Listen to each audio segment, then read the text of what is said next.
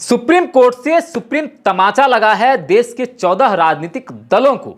और ये जानना बहुत दिलचस्प है कि 14 राजनीतिक दल एक साथ सुप्रीम कोर्ट क्यों पहुंचे थे। बात दरअसल ये है कि आपको पता ही होगा कि पिछले कुछ वर्षों में देश की सरकारी जांच एजेंसियां, खासकर सीबीआई और ईडी की गिरफ्तारियों में बहुत ही ज्यादा तेजी देखने को मिला है और राजनीतिक भ्रष्टाचारियों की गिरफ्तारी भी बहुत ही तेजी से हो रही है। इसी को लेकर ये सभी राजनीतिक दल सुप्रीम कोर्ट पहुंचे एक याचिका दायर करने। याचिका में मांग किया गया था कि जो भी ये जांच एजेंसी है ये राजनेताओं की गिरफ्तारी बहुत तेजी से कर रही है और ये सरकारी एजेंसियां सरकार के दबाव में आकर काम कर रही हैं। इस याचिका में मांग किया गया था कि राजनेताओं की गिरफ्तारी में थोड़ी सी रियायत दिया जाए क्योंकि सरकार विपक्षी राजनेताओं की गिरफ्तारी करवा रही है।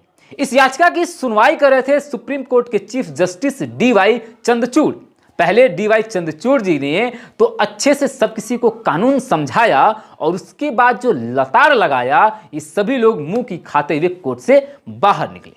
बात दरअसल ये है कि चीफ जस्टिस डीवाई चंद्रचूड़ ने कहा कि जो राजनेता होते हैं वे लोग भी देश के एक आम नागरिक होते हैं और उनकी गिरफ्तारी और उनकी भी सुनवाई एक आम नागरिक और आम कैदी की तरह ही होगी। उन्हें किसी भी तरह की स्पेशल ट्रीटमेंट और छूट नहीं मिलेगा। दूसरी बात यह भी कही गई कि यहां पे कोई भी सरकारी एजेंसी किसी के दबाव में आकर काम नहीं कर रहा है। जो भी एजेंसी जैसे काम कर रहा है उसको काम किया दिया जाना चाहिए। इस याचिका में यह भी कहा गया कि खासकर राजनेताओं की गिरफ्तारी में सीबीआई और ईडी के मामले में 600% की बढ़ोतरी हुई है।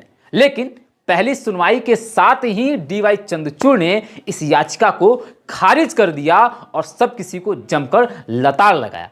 वैसे भी आपको पता ही होगा कि जब से भ्रष्टाचारियों के नाम उजागर शुरू होने लगे हैं और भ्रष्टाचारियों की गिरफ्तारियां होने लगी है उसके बाद से सरकारी एजेंसियां जो हैं वो टारगेट पे आ गई हैं और हर बार यही कहा जाता है कि सरकारी जांच एजेंसियां सरकार के दबाव में काम कर रही है, जो कि पूरी तरीके से गलत साबित होता हुआ नजर आता है।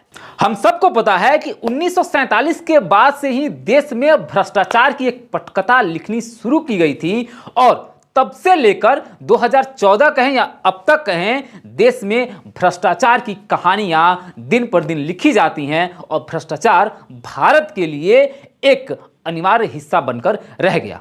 अब अगर सरकारी एजेंसियां एक्टिव हैं और भ्रष्टाचारियों को पकड़ा जा रहा है तो मुझे नहीं लगता कि देश की जनता को इससे कोई आपत्ति है। अगर आप राजनीतिक परिदृश्य से इस पूरी घटनाक्रम को न देखें तो आपको क्या लगता है कि जिन लोगों ने देश के साथ भ्रष्टाचार किया है, जिन लोगों ने देश के पैसों के साथ अय्याशी किया है, जिन लोगों ने हमारे और आपके पैसों का दुरुपयोग किया है, क्या उन्हें गिरफ्तार किया जाना चाहिए या नहीं? उन्हें सलाखों के पीछे भेजा जाना चाहिए या नहीं? आप अपना विचार कमेंट बॉक्स में जरूर दीजिएगा। हम फिर मिलेंगे अगली वीडियो में। नमस्कार।